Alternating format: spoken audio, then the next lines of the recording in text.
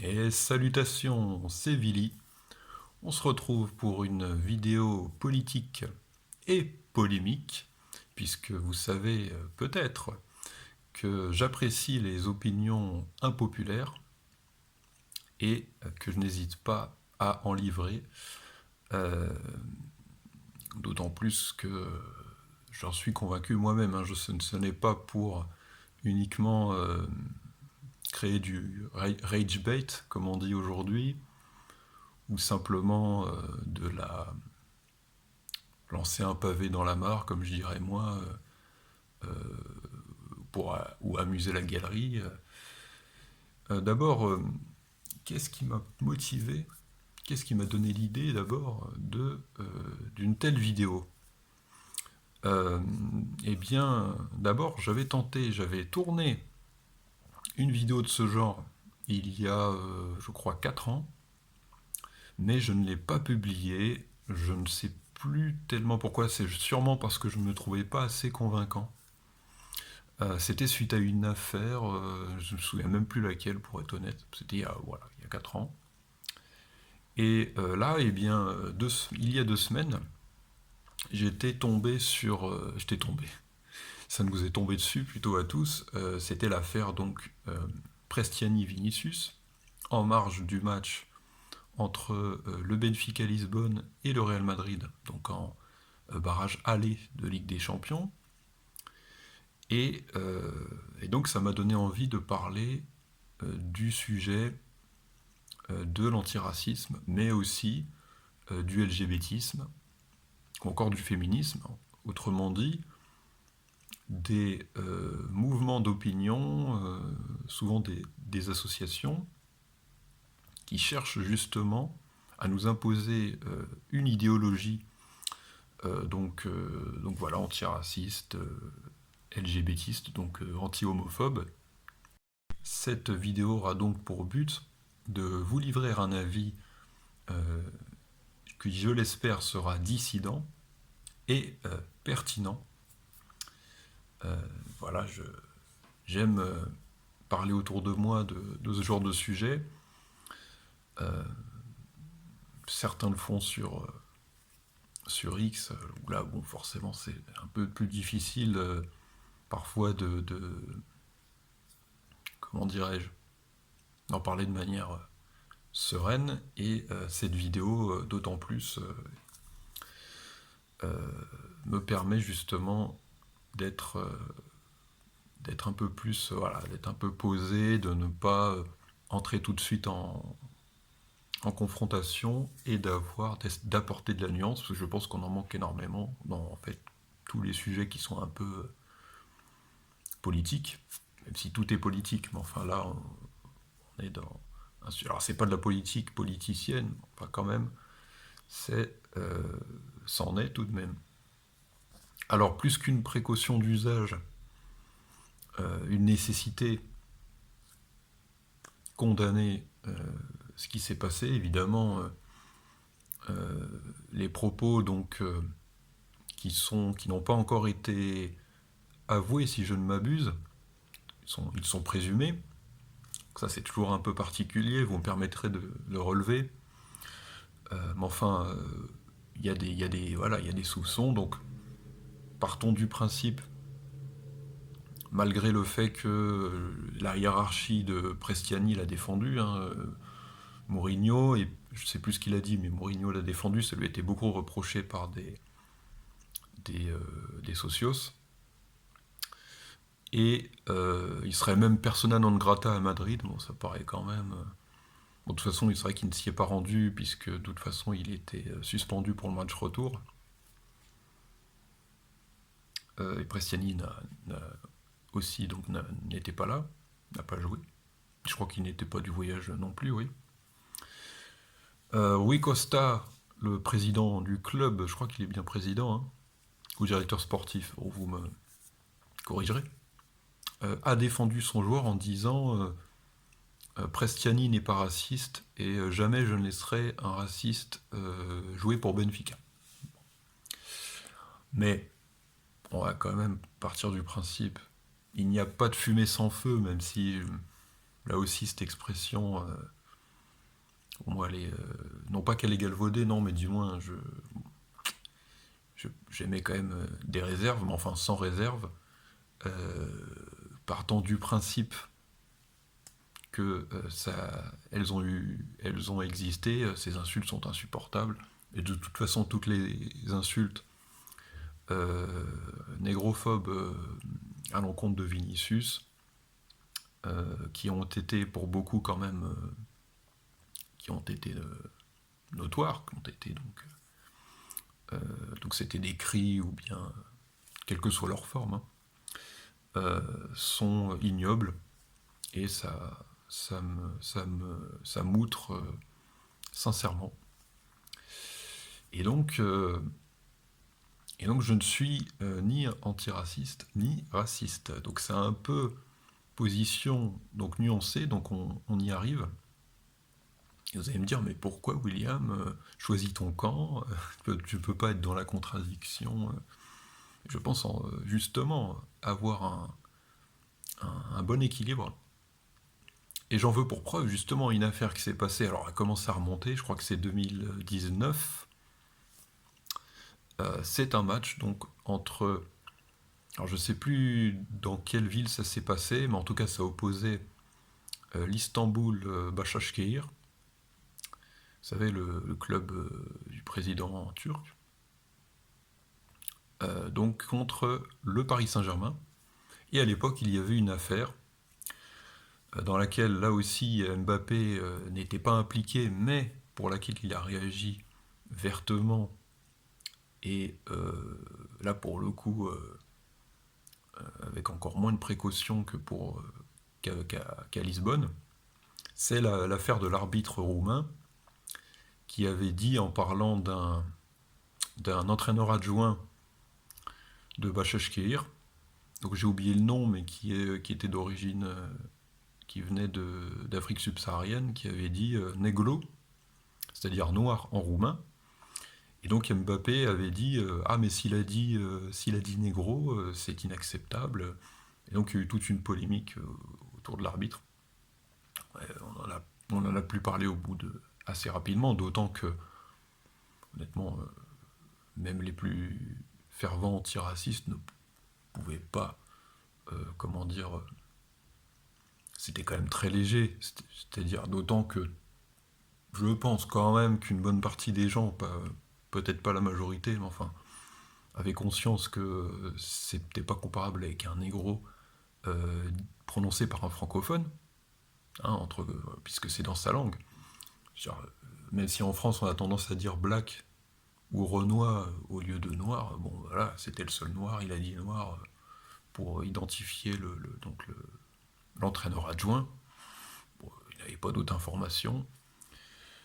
Mais pour moi, donc ça, c'est une preuve, un exemple tout à fait concret du fait que l'antiracisme peut, alors, si ce n'est tuer le foot, peut-être pas exagéré, mais enfin, est quand même nocif, et à mon sens, autant que le racisme. Et donc voilà, et alors pour parler du cas d'une autre idéologie, il y a eu plusieurs exemples. Moi, je citerai donc deux joueurs, Idrissa Gueye et Nemanja Matic, tour à tour, qui ont refusé de porter le brassard arc-en-ciel. Vous vous souvenez peut-être que là, c'était donc pour des raisons, donc soi-disant d'anti-homophobie là. Eh bien, on a voulu comme ça politiser le football. Là aussi, je suis complètement opposé. Et je ne suis donc ni LGBTiste ni homophobe. Mais c'est aussi un bon exemple. Alors c'est vrai que vous pourrez me dire sans doute que Gay, il s'était mis à genoux, il avait levé le poing pour des raisons, pour le coup, de Black Lives Matters. Donc, Matter ou Matters, il y a un S ou pas, je sais plus. C'est-à-dire par antiracisme, ce qui est d'ailleurs très rare pour des Africains en général, puisque c'est beaucoup quel est le nom qu'on utilise Je sais plus s'ils sont pas appelés les Baptou, de beaucoup de Noirs ayant grandi en Europe, ou enfin en Occident, qui sont d'habitude antiracistes. En Afrique, c'est clairement pas une préoccupation. Enfin bon, Gay, voilà, était avait milité. Mais en tout cas, voilà, pour le cas pour en fait, bah, finalement, c'est tout à fait là aussi très comparable, c'est-à-dire l'affaire à la fois du Black Lives Matter et, euh, et du, et du drapeau arc-en-ciel. Et pour moi, c'est contre-productif dans les deux cas. Pourquoi? Parce que ça empêche d'abord le débat. C'est-à-dire que vous devez vous plier à ça, sinon vous êtes. Je me souviens que les joueurs polonais avaient été vilipendés parce qu'ils ont refusé de s'agenouiller. Pareil pour toutes sortes d'équipes nationales, y compris des équipes africaines, hein, qui, voilà, ils ne voyaient pas pourquoi. Enfin, toutes sortes d'équipes d'ailleurs, pas seulement des équipes européennes ou africaines, en fait sur tous les continents, vous aviez toutes sortes d'équipes, même si c'est vrai que en Europe de l'Ouest et en Amérique du Nord, donc en fait bah, en Occident, on avait tendance à beaucoup s'agenouiller, hein, France, Angleterre, Belgique, euh, les exemples sont très nombreux. Et donc c'est intéressant d'ailleurs d'un point de vue géopolitique, puisque ça montre les différences de ouais, valeurs entre le Sud global, comme on l'appelle, c'est-à-dire bon bah en fait toute l'Asie ou presque, une grande partie de l'Afrique et l'Amérique du Sud, et puis bah, oui, l'Occident, hein, que bientôt on appellera peut-être le Nord global. Donc tout ça est très, très intéressant. Et, euh, et d'ailleurs, ça peut aussi être vu comme, je l'ajoute quand même, un témoignage une volonté néocoloniale d'imposer, en fait, bah oui, des valeurs à d'anciennes colonies, hein, donc sur, en l'occurrence, le LGBTisme et l'antiracisme, puisque ce sont des... Bah, je vais être mal placé pour dire ça, mais c'est des trucs de blanc, finalement. Voilà, je me permets le petit... je n'ai rien contre les blancs, hein, vous inquiétez pas, bien au contraire. Mais c'est intéressant d'appuyer ça. Je ne suis pas non plus déco. Et donc je le relève, ça c'est finalement, oui je fais bien, ça me paraît même un argument fondamental, puisque je ne suis pas décolonial, mais je rappelle que ces mouvements-là sont souvent décoloniaux, donc quelque part, venir faire la leçon à la terre entière sur des théories dans lesquelles ils ne se reconnaissent pas, c'est quand même assez... c'est très cocasse. Et donc ça valait le coup, à mon avis, que j'en parle, même si je sais que certaines voix ont peut-être pu évoquer ces sujets dans d'autres circonstances. Moi, je pense que dans le cas, justement, du, la politisation du sport, c'est toujours bon de le rappeler, d'autant qu'il y a quand même toujours un deux poids deux mesures, selon bah, justement la race en fait de la personne qui s'exprime, ou sa religion, ou ses opinions politiques. Donc on en tient compte au moment de s'indigner voilà, de certains comportements qui peuvent être subis en fonction bah, justement de l'identité donc comment dirais-je, du suspect et de la victime présumée. Voilà, j'entre pas dans les détails, mais enfin vous comprenez de quoi je veux parler. Hein, voilà, c'est vrai qu'il y a parfois beaucoup moins d'émotions lorsqu'une personne décrite comme réactionnaire, conservatrice, que sais-je, est attaquée que lorsque c'est une personne du camp du bien. Ce n'est pas non plus pareil lorsqu'il s'agit d'une minorité voilà, religieuse ou raciale. Et bon, bah, disons les choses clairement, un mâle blanc catholique de plus de 50 ans, voilà, le fameux. Donc tout ça est assez connu, mais je voulais aussi le relever. Bien évidemment, je n'ai pas abordé tous les cas de discrimination. J'ai évoqué les plus criants, hein, les plus répandus dans le sport et dans la société en général, à savoir donc c'est le racisme et l'homophobie. Mais il y a aussi, par exemple, la misogynie et la haine, euh, la haine religieuse, dirons-nous. Je parlerai plus de haine anti-croyant, on va y revenir juste après.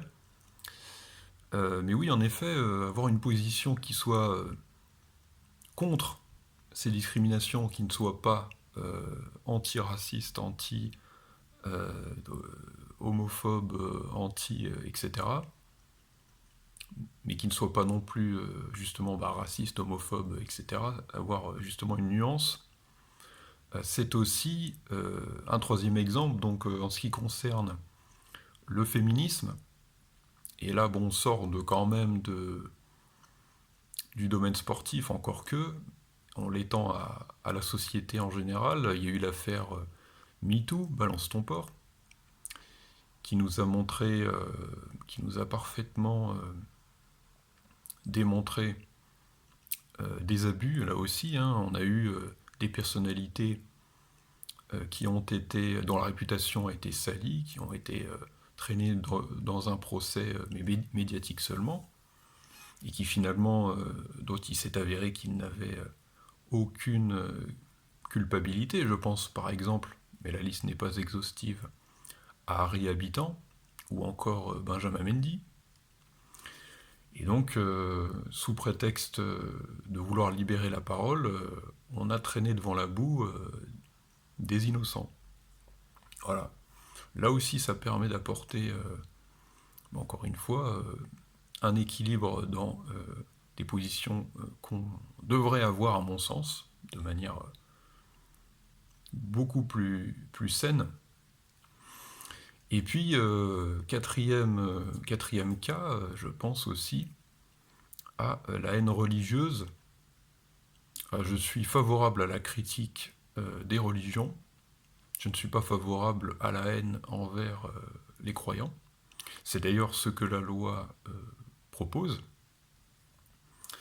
Je rappelle d'ailleurs que certains militants anti-islamophobie notoires comme Jean-Luc Mélenchon, il y a encore pas si longtemps, il y a 7-8 ans, étaient favorables à l'islamophobie. Et on devine à la judéophobie, puisqu'il faut ainsi en parler, ce n'est pas donc l'antisémitisme, et la christianophobie, qui ne signifie pas qu'on déteste les chrétiens. Donc voilà, écoutez, oui, donc des personnes comme Mélenchon se sont fourvoyées, ont complètement retourné leur veste. Or, la loi est assez claire sur ce point. Et donc voilà, je vous ai donné donc 4 éléments qui me semblaient 4 cas concrets, argumentés, afin de vous montrer justement une position, à mon sens, alors ça, je vais me jeter des fleurs, mais éclairante, équilibrée et nuancée en ce qui concerne les discriminations à travers le prisme du sport et de la société en général.